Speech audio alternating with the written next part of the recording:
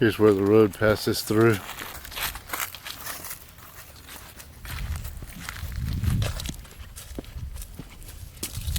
Recap. The Mississippian Indian civilization existed here from 1000 to the 1700s, though they only flourished from 1100 to the 1300s. Why they left this area, we don't know. But later, during the Civil War, battles took place here, and soldiers were buried atop the western platform mound, later to be interred in the National Cemetery. Stacey and I have walked the first part of the trail, past the houses and the borrow pits, and now we enter the main plaza. I can't tell if that's a mound or if it's just part of the earth, but that's definitely a mound. It's always intimidating when you first arrive on a site like this. There is so much to see and so much to learn, and you know that by the time you leave, you will have only learned a little.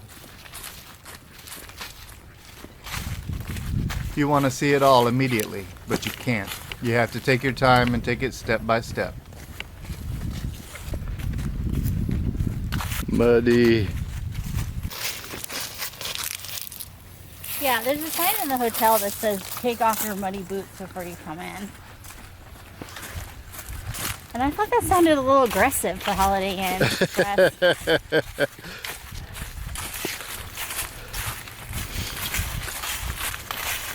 Alright, so you can definitely climb this one, but look at this.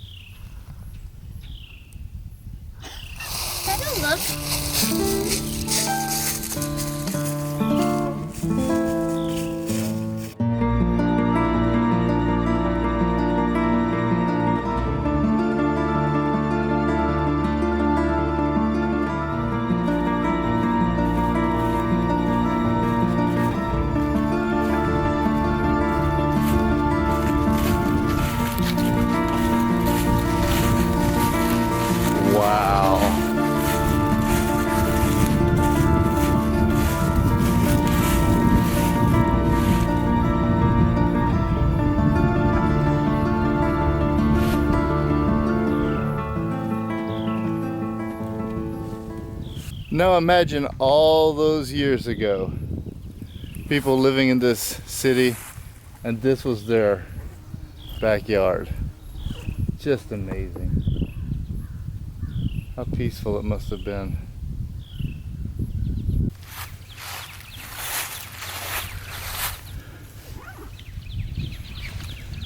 So y'all think we should see what's at the top of this mound? I think we shall.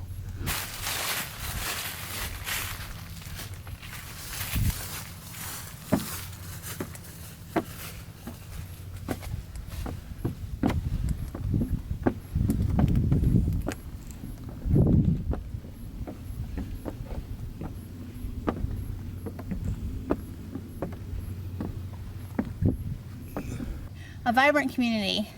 Topped off with a temple, a chief's residence, or a governmental building, this mound served as the social and ceremonial focus of the community.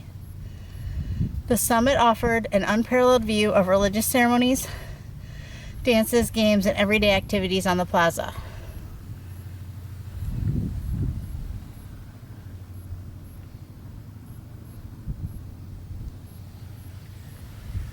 Residents of Shiloh and neighboring towns competed in games of stickball, which was similar to lacrosse. The games were often rough and violent, resulting in serious injuries. And you thought Super Bowl Sunday was serious.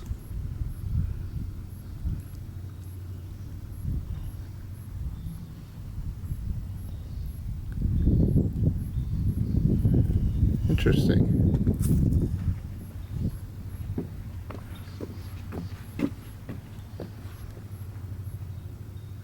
Chunky. Contestants rolled a chunky stone across an open field and threw spears at the spot where they thought it would stop rolling.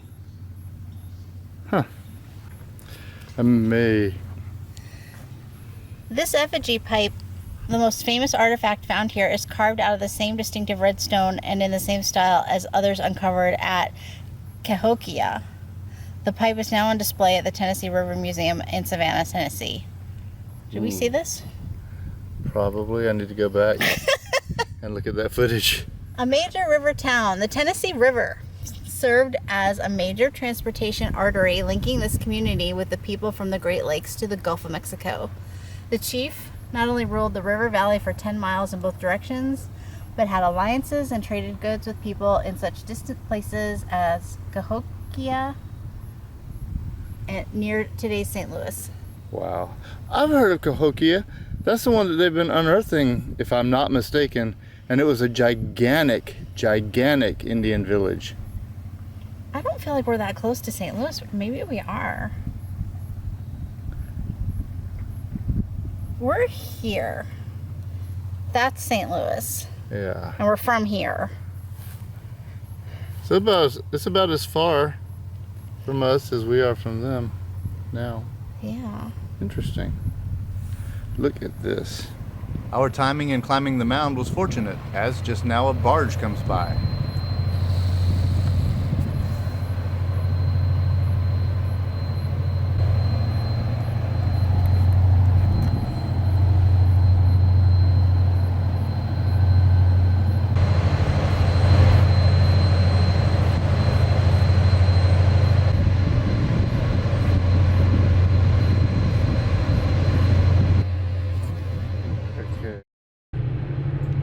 Between shots, I switched back to my GoPro.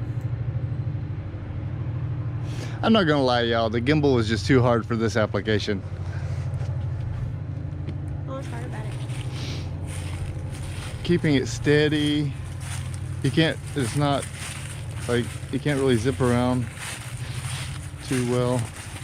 I mean, it's great for its application, but that's just not this application. Whoa. Ooh. Okay, so we got... I just fell in a hole. Yeah, there are like indentions and, well, holes up here. But Stacey found a bench. Like you could sit here and just look at the mounds. Yeah. Or look at the river.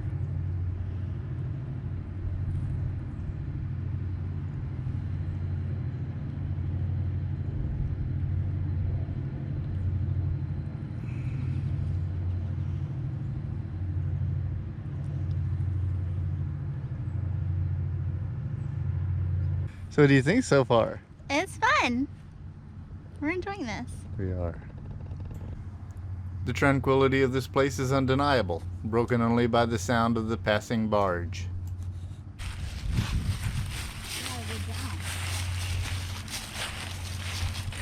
We get ready to move on, but soon have an issue.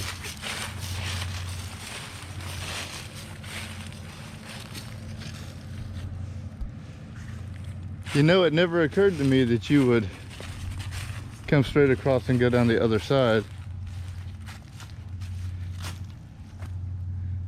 But isn't that the trail? I don't think that's the trail. Alright, well look at the map.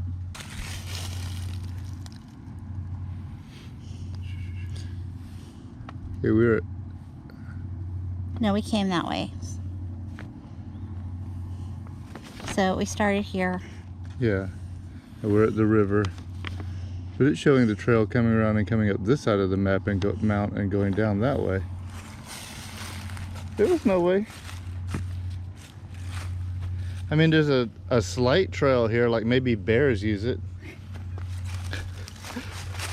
It's really quite steep. It's like a sidestep adventures trail. It's not like a national park trail.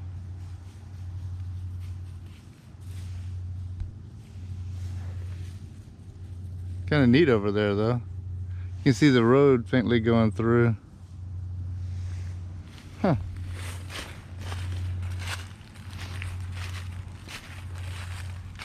I think whatever way you're supposed to come up, you continue that way. But this is the mound we're on, right? Changing size and colors. Is that the name of the wayside? It's not. Okay, so what does it say? A vibrant community. Alright, so that's this. Yeah, that's where we are. Yeah, so you go down. You do go down, but see how we came up this side of the mound, not this side of the mound. I don't know where that trail is. I mean, it doesn't matter. We can just continue this way. We started there. All right, ladies and gentlemen, I'm gonna have to black this out for a second because we're gonna scrap. All right, we did come this way. We came this way. It's a loop. But remember, we came here and we came up this side of the mound. We didn't go back behind it, which is over there. Did we ever see changing size and colors? No, That's our reference point. changing size and colors. I believe this is what gamers call a side quest.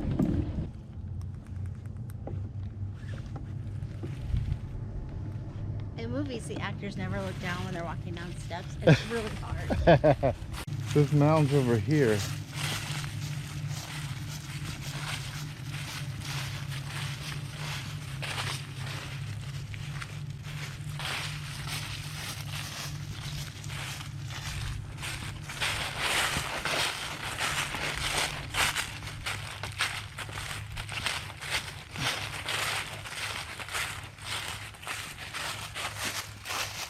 Whoa. See, it's on the map, stone steps. Stacey is a lot more observant than I am. Wow. They're covered up, like so thoroughly covered. This is crazy town. We would never have seen this. The trail doesn't come over this way. Good eye, Stacey. Looks like Stacey was right again. I think they need a new groundskeeper. Just like the map says.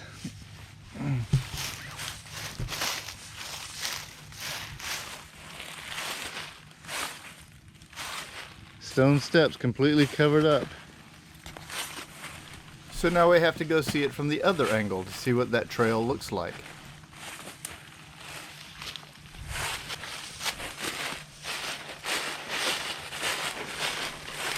I follow Stacey, the intrepid explorer.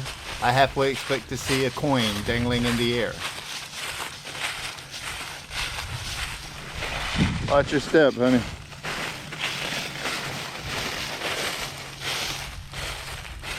Wow. Well, I don't know. Something's different. How about if I do this? I know it's treacherous. This is why guys don't live as long.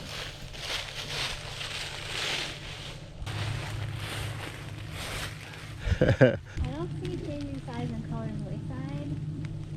I don't see a trail. I just see a terrifying drop off. Is there supposed to be more stone stairs here? Because the map shows you coming up this side. No, the map shows you coming around stone stairs, and it says changing size and color should be right over there, but it's not. It's not. And then you circle around and come up to this mound from this side. See, that's what was confusing me before. But you can't climb up this way. Unless there's stone steps over here that have been covered up, like over there. But it doesn't say it on the map, does it? Like it does the other stone steps. That's weird. It's really weird. There's a faint trail. All right, look over here. Does that kind of look like stone steps there, like behind those tree branches? I think that's some kind of tarp, Is it tarp? like canvas or something. Yeah, that's just to keep the erosion from happening. But there is a trail. Go that way. Like go back around, obviously, and Yeah. But see, here, there is a trail. There is a faint trail that leads up this side and matches the trail on top of the mound. But this is very steep. But it's just a path. I'm not climbing. So this, ladies and gentlemen, is how the map says you're supposed to go. But this time, Stacey is not following the map. But I'm with Stacey. A, we've already been up there. B, it's kind of treacherous.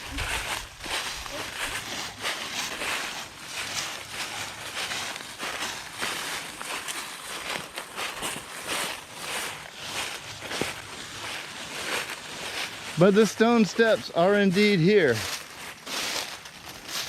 you should see a wayside. Like right here, and there isn't. Yeah. I wonder if it was damaged by storms. Maybe. But It just hasn't been repaired yet. that could be. With the way the stone steps are hidden, makes me think they don't want you coming back here. Like, why are they going off? Yeah. Great question. It seems a little slack for the National Park Service. Okay, so the mound we just came off of, which is, there seems to be more knowledge about than the path that you take to get there. So it must circle around to the right because I see a wayside over there. Yes. So there is kind of a path here. We move on toward the far side of the plaza.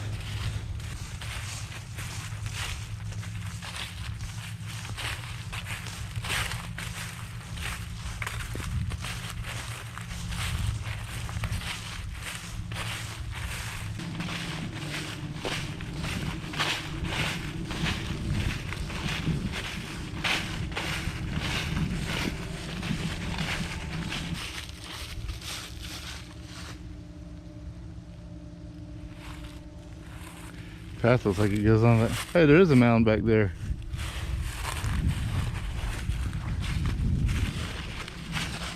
But the map doesn't send us back that way, I don't think. What do you really know about this map, Brian? Not much. Oh, it does send us over here. Okay. See what I have to put up here with y'all. I gotta hire a new crew. What? That's nothing. Love you.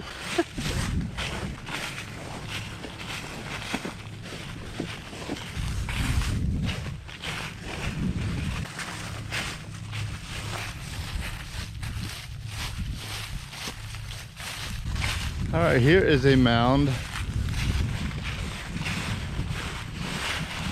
and it's got trees growing out of it. I want a picture of this. Hold that for a second.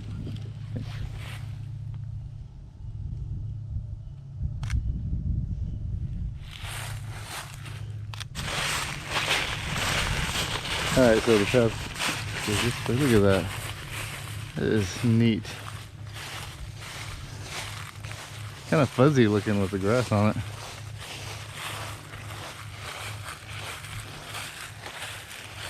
The path goes over it. The path cuts over the top of it. No. It does. I mean, you can, but this is the trail. Is it? See the sign? Oh yeah. Do you think it loops over and walks around? Oh, I bet it does. Let's try it. Oh.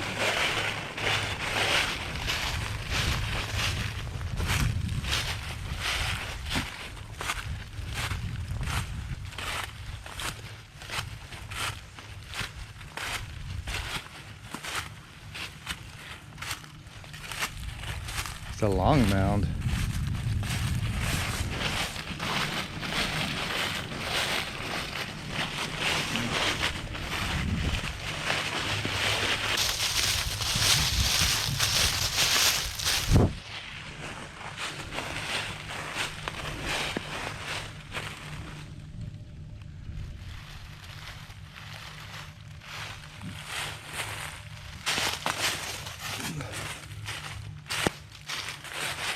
The trail goes straight across the top of it.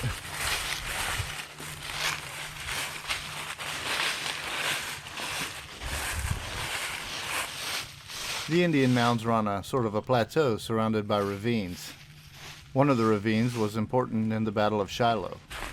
The Confederates tried to cross it for an attack, which failed.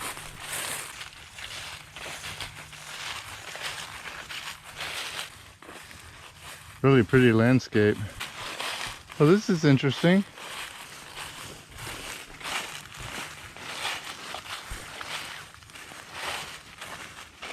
There seems to be red tape on this bridge.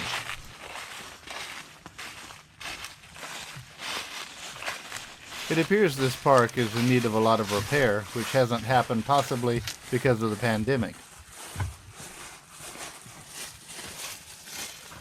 That explains why the red tape. Well, I'm not as limber as I used to be. Come to think of it, I wasn't then either.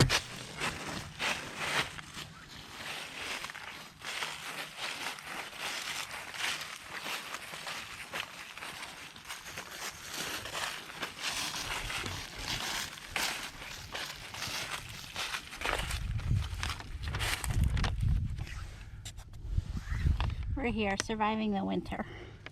Cool. Wait.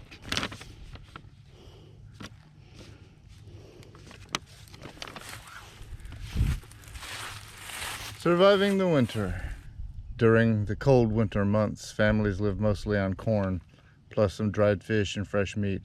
The women raise the corn, along with squash and sunflowers, in gardens near their homes and on the bottomlands along the river. Men hunted deer, raccoons, and turkeys in the fall and winter and devoted the warmer months to catching fish and gathering shellfish. Women used the animal hides to make clothes for their families.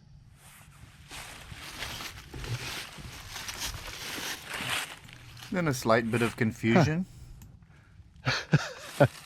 I can't see that map for a second. Alright, so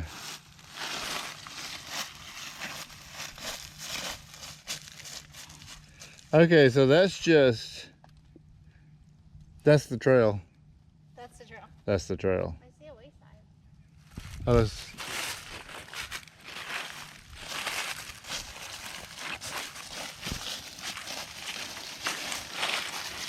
I feel like we saw that wayside already. What? I feel like we saw that wayside. No.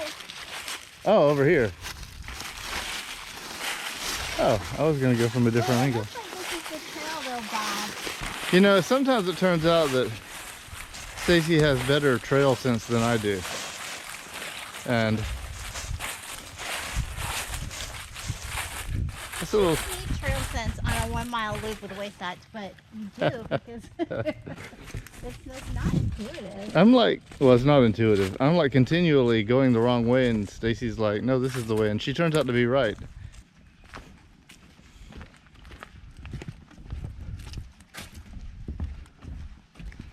But this bridge is in better shape than the last one.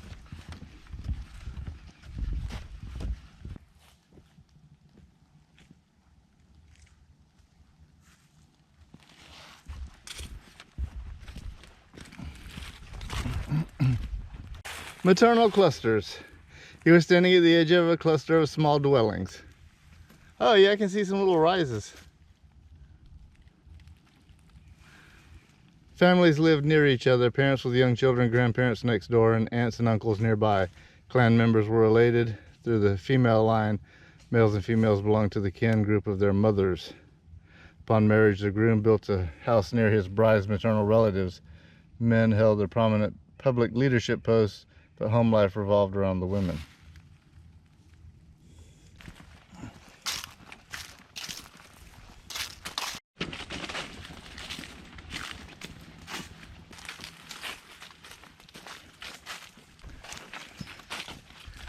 I studied the map to make sure we don't get lost on this 1.1 mile loop with waysides. What caused these people to leave this area? The residents abandoned the site about 600 years ago. Why? No one knows for sure. There's no evidence they left abruptly or were forced out by enemies. Some houses were burned, but the people cleaned out their possessions beforehand, so the fires were probably planned. Possibly families gradually abandoned the site as the soils became depleted from years and years of raising corn. Where did they go? The evidence is sketchy. Small groups may have gone in various directions and joined existing towns or created new settlements. Some of them may have moved upriver near present-day Florence, Alabama. But those villages were subsequently abandoned about 500 years ago. By that time, ancestors of the Chickasaw, Choctaw, Creek, and Cherokee had settled in the region. Some descendants of the people who lived here may have joined the Chickasaw who lived the closest to this site. Some things we'll just never know for sure. We're just lucky that they left some kind of an imprint for us to know that they were here. It's always good to have some understanding of the people who came before.